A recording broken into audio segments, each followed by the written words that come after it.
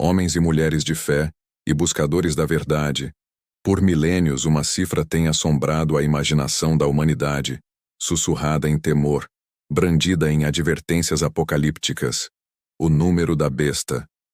666. Mas e se eu vos dissesse que este não é o único número?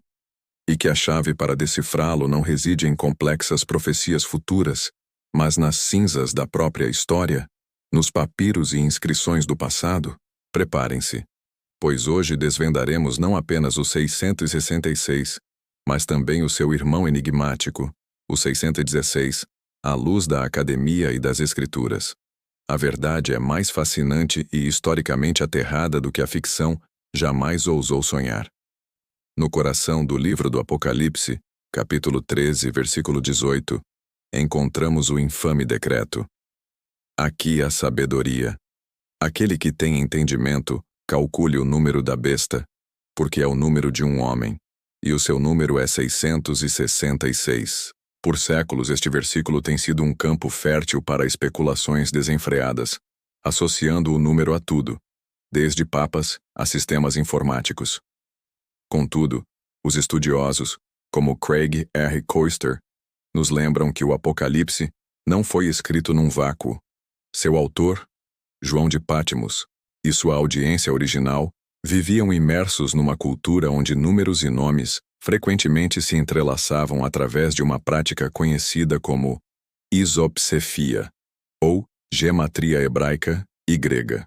Como Michael G. Michael explora em seus estudos sobre criptologia antiga, esta era uma forma de codificar mensagens, especialmente em tempos de perseguição. Cada letra do alfabeto grego e hebraico possuía um valor numérico. Somando os valores das letras de um nome, obtinha-se um número, uma assinatura numérica. O Apocalipse, portanto, nos desafia a calcular, a decodificar um nome. A identidade mais amplamente aceita e academicamente robusta para o 666 aponta para uma figura que personificou a tirania e a perseguição aos primeiros cristãos: o imperador romano Nero César. A brutalidade de Nero, sua autodeificação e sua perseguição aos cristãos após o grande incêndio de Roma em 64 d.C., tornaram-no um arquétipo do anticristo para a igreja primitiva. Mas como seu nome se traduz em 666? A chave está na transliteração do seu nome e título gregos, Neron Caesar, para o hebraico. Em hebraico, Neron Caesar, NRVN-KSR, é escrito com as consoantes NRW-NQSR. Os valores numéricos dessas letras hebraicas são Nun, N, 50, Resh, R, 200, Vav, V para U, 6, Nun, N, 50, Kof, K, 100, Samek, S, 60, Resh, R, 200.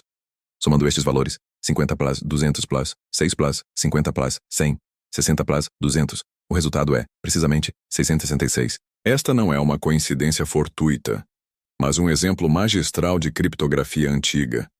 Uma denúncia velada do tirano, compreensível para aqueles que têm entendimento dentro da comunidade cristã, mas opaca para os perseguidores romanos. Mas e quanto ao número 616? Por muito tempo foi considerado uma mera variação textual, um erro de copista.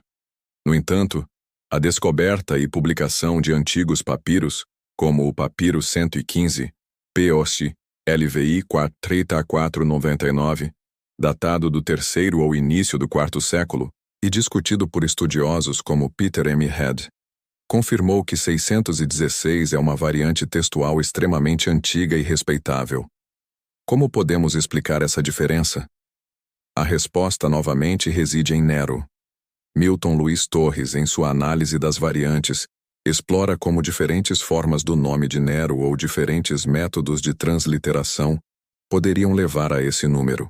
Uma explicação comum para o 616 é a transliteração do nome Nero Caesar para o latim, Nero Caesar, e depois para o hebraico, mas omitindo o num final em Neron. Se a forma hebraica fosse Nro-Caser, NRV-QSR, a soma seria 50, Nun, 200, Resh, 6, Vav, 100, Kof, Pla 60, Samek-Aga, 200, Resh, 616.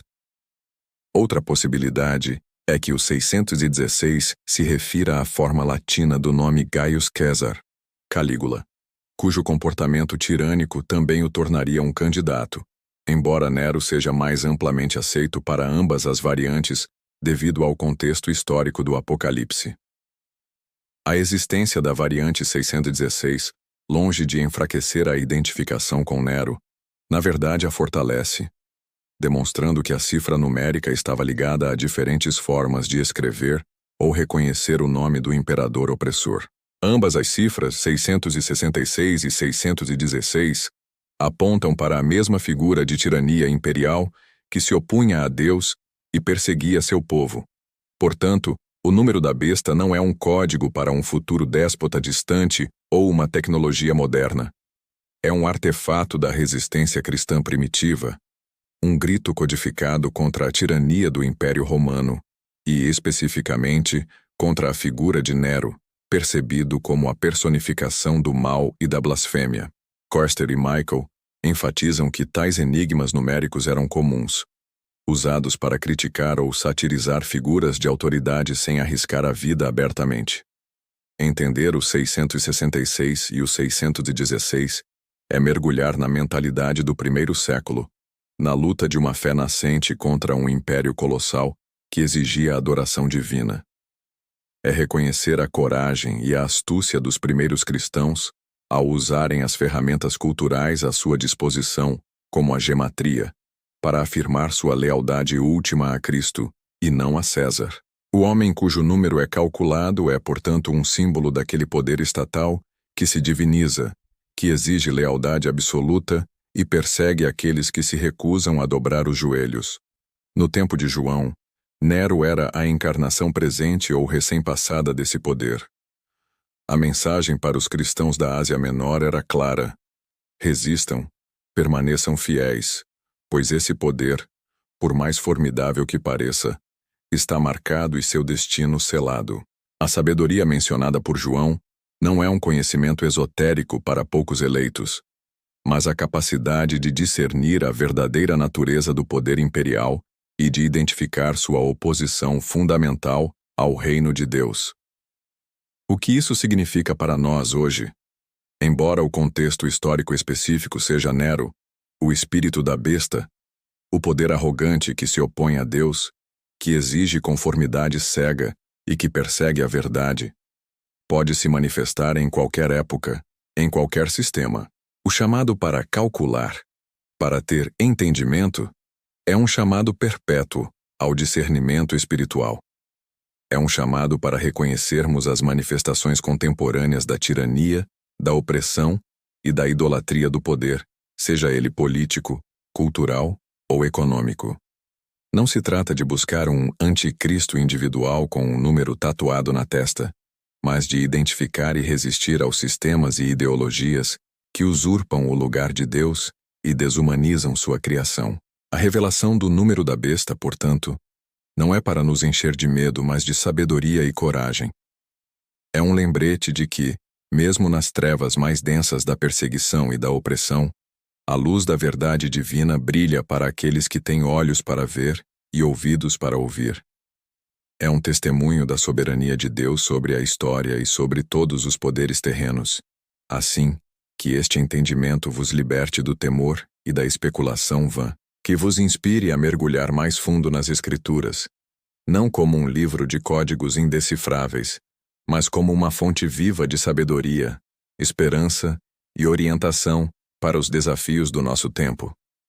Que a coragem dos primeiros cristãos, que resistiram à tirania com fé e astúcia, nos inspire a sermos faróis da verdade e da justiça no mundo de hoje. Busque a sabedoria que vem do alto, e você não será confundido pelas sombras. O Cordeiro venceu, e nele está a nossa vitória final.